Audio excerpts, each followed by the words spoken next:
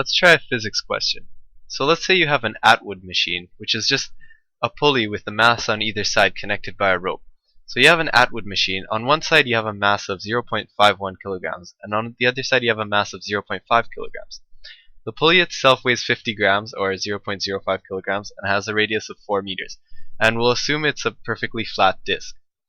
So, to find the difference in the forces, because one force is going to go downwards this way and the other force is going to go downwards this way, with a magnitude slightly greater than this one. Since they're going in different directions and produce tension and opposite forces, we can just subtract the forces. So, you would get m1 times gravity minus m2 times gravity, or simplifies to m1 minus m2 times gravity. Gravitational acceleration is, you might know, 9.8 meters per second squared. Okay, now if you divide this by the total mass, which is just the inertia, m1 plus m2, you would get the acceleration. Now this is not taking into consideration the moment of inertia of the pulley, right? Because the pulley, to rotate, also needs some energy. So let's just plug these numbers in. 9.0, let's go down a little bit. So 9.8 meters per second squared. m1 minus m2, 0.51 minus 0.5 is 0.01 kilograms, over 0.51 plus 0.5 is 1.01 kilograms. Now I'll plug that into a calculator. Wait a sec.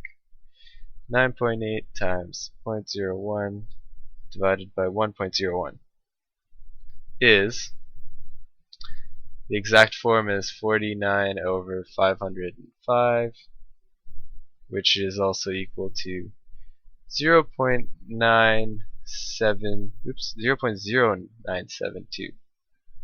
Sorry, but let me rewrite that so you can read it a little bit more clearly. Okay. What was it again? 0.09702 meters per second squared. Now this is not taking into consideration moment of inertia, so not using moment of inertia is just I. Moment of inertia of pulley. So, what if we were to take into consideration the moment of inertia of the pulley? Well, you'd have to multiply the acceleration by a factor of how much energy is actually going into the linear acceleration divided by how much energy is going into total, linear plus rotational. Wait, let me just make this a bit bigger. Oop, there we go. Okay, so you'd have your acceleration multiplied by this factor. The kinetic energy linear over the kinetic energy total. So that is, the kinetic energy linear is just half of m, let's call m as m1 plus m2. So these two masses added together would be the variable m. Okay, half of mv squared, and divided by the total, so half of mv squared from before, plus whatever the rotational energy would be for the pulley. And the rotational energy of an object is the moment of inertia times the rotational velocity squared multiplied by half. Energy rotational. So plus half of I omega squared. There we go. Okay, so if you factor out a half, you get mv squared over mv squared plus I omega squared. So that is your factor. Let's call it factor, because your total acceleration, let's call this A1. A1 will be not considering the moment of inertia of the pulley. A2 will be considering. Will be your factor multiplied by A1. So your factor will be equal to that. So to simplify it, let's take 1 over the factor, which will give you mv squared plus I omega squared over mv squared, which is just, these turn into 1 plus that. And you know that the velocity, if you're traveling tangent to a circle, with radius r, the tangential velocity will be equal to your rotational velocity times the radius. So your rotational velocity will just be the velocity over the radius. And we can just plug that into there, into the omega here. So 1 plus, this will equal 1 plus I times, and then we just plug in v over r. So v over r squared over mv squared. Now this will turn into v squared over r squared, so this v will cancel with this. And you're left with 1 over f equals 1 plus moment of inertia. Now you might know that the moment of inertia, I, of a disk is half of mv squared. And this is derivable. Maybe I'll make another video on it. Link will be in the description if I do. So I is half of mv squared. Sorry, mr squared. mr squared. Yes. Let us change that.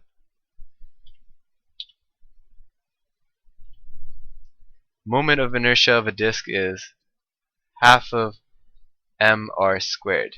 And we'll plug that in. Half of mr squared. Now divided by m, and we have this other r squared down here.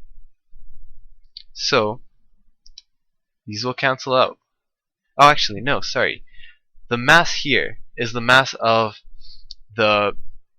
your pulley. So let's call it mass of pulley equals mass of pulley MP.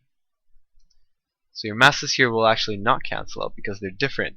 This is m1 plus m2, and this is just mass of the pulley. So your r's will cancel out though, and you're left with 1 over f equals 1 plus half of mass of the pulley over your total mass m1 plus m2. So if you want the actual factor, you'll have to take the reciprocal of this. So 1 over 1 plus mp over 2m, or half of mp. So if you plug that in factor, you'll get 1 over 1 plus mass of the pulley is 0.05 kilograms, and the total mass m1 plus m2 is 1.01 kilograms. Now if we plug this into a calculator, let's see. 1 over 1 plus 0.05 over 2 times 1.01. And scroll down a bit. In exact form, this will be 202 over 207, or approximately 0.9758. So we'll have to multiply this by the original acceleration that doesn't take into consideration the mass of the pulley, which is in exact form 49 over 505. So 49 over 505 meters per second squared, multiplied by this factor, 202 over 207. And this will give you, let's see, 202 over 207 times 49 over 505, which is 98 over 1035, or 0. Oops, no, that's not right. 0.0947 meters per second squared for each of the masses. So let's have a little recap. A1 is the acceleration not taking into consideration the mass of the pulley, which was just 0.09702. 0.09702 meters per second squared, and this does not take into consideration